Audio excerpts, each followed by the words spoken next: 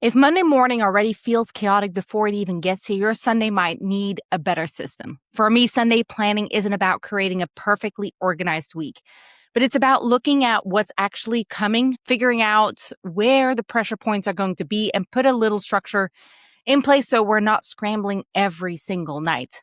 And this week, Monday through Thursday, is busy. We have school activities. My husband is practicing for his upcoming play.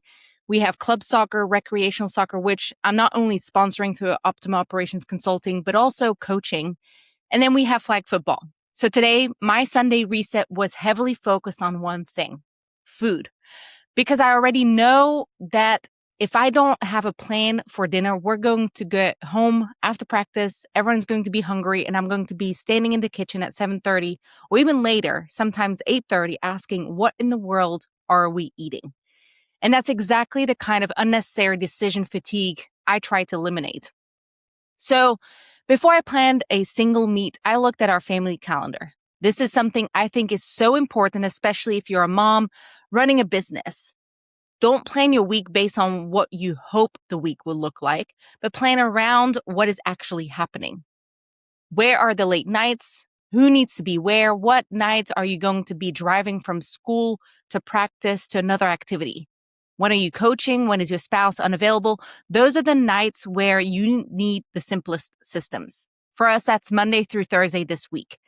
So I didn't need 4 Pinterest-worthy dinners. I needed meals that could easily be cooked by themselves. So again, instead of sitting there scrolling through recipes for an hour, I actually used ChatGPT. Because knowing me, I am not the best when I stand in the kitchen and have to plan unexpectedly. So I asked it to help me come up with 5 single crockpot meals for the week. That's one of my favorite ways to use AI, not because meal planning is difficult, but because it's another decision I don't necessarily need to spend my mental energy making. I wanted meals I could prep, but in the crockpot, and know dinner would basically be ready when we walk back through the door. So Sunday is going to be our creamy ranch chicken recipe. Monday will be barbecue pulled pork. Tuesday, chicken taco bowls. Wednesday, beef and broccoli. And Thursday, chicken and dumplings. Simple and family friendly. And most importantly, realistic for the week we're actually going to be having. Once I knew what we were eating, I moved everything into our Skylight Family Planner. I created the grocery list based on the meals. It actually organized it by section, so produce, meats, frozen section. So it was easy for me to even get through the store in an efficient way. And this is where I think planning becomes really powerful, because the meal plan shouldn't just live in your head. The grocery list shouldn't be on a random piece of paper either.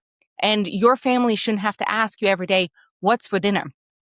I want the information somewhere the whole family can actually see it. So the grocery list went into Skylight, and then I added each meal directly onto our family calendar.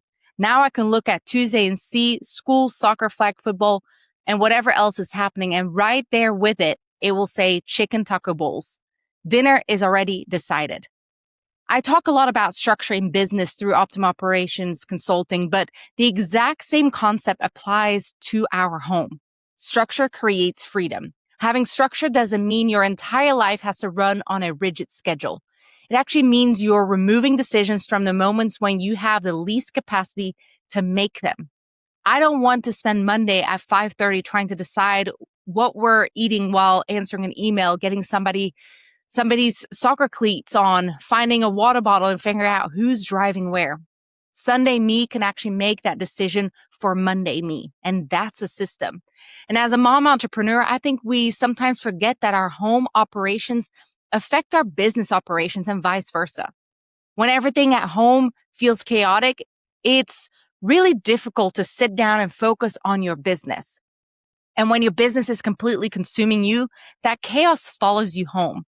The goal isn't perfection. The goal is to create enough structure around both that you actually have room to enjoy it and be present with your family and your kids. You don't need an elaborate Sunday routine. Start with 3 options. What's happening this week? Where are we going to feel the most rushed? And what can I decide, prepare, automate, and organize today so I don't have to think about it later? This week for me, the answer was meals. Next week, it might be laundry.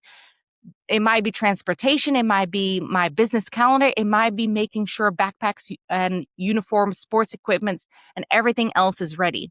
Your Sunday reset should change based on what the upcoming week actually requires.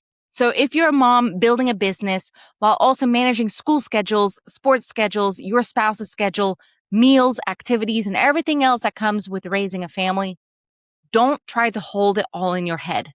Build systems around it. Use the tools available to you. I use ChatGPT to eliminate the decision-making around meals, and then I use our Skylight Family Planner to organize a grocery list and put our meals directly onto the calendar. And now when Monday comes, dinner isn't another problem I have to solve. It's already handled. That's what I mean when I say structure creates freedom. And sometimes that freedom looks like growing your business. Sometimes it looks like having an extra hour with your kids. And sometimes it simply looks like walking through the door after soccer practice, knowing dinner is already waiting for you. If you're a mom entrepreneur trying to build a business without letting it consume your family life, subscribe and follow along. I share the real behind the scenes of building systems, using AI and automation, running a business, raising a family, and trying to make it all work together. And if your business itself feels chaotic, check out the Optima AI Business Advisor and take my free business foundation assessment using the links below. I'll see you in the next one. And remember, you don't need more hours. You just need better structure around the hours you already have so you can spend your time with your family. I'll see you next time.